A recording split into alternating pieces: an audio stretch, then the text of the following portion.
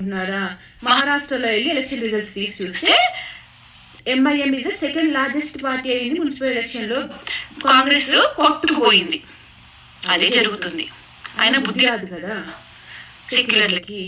వాళ్ళకి క్లారిటీ ఉంది, ఎవరికి ఓటేయమంటే వాళ్ళకి గంప గుర్తుగా ఓటేస్తారు. మరి హిందూ క్లారిటీ ఉందా?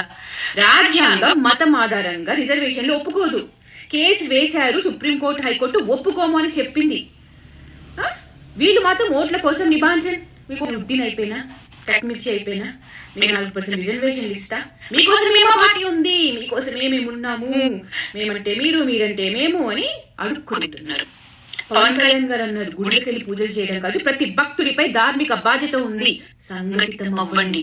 హిందువులు 3rd గ్రేడ్ సిటిజన్ లా చూసే నాయకులకు పార్టీ కాంగ్రెస్ పార్టీకి బుద్ధి చెప్పండి, సంఘటితం అవ్వండి. రెడ్డి, కాపు, కమ్మ, వెలుమ కాదు, హిందువులం గడప దాటితే.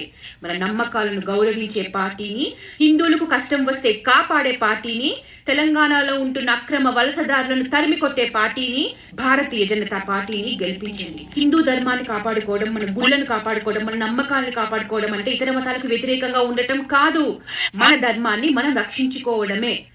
హిందువులకి క్లారిటీ రావాలి.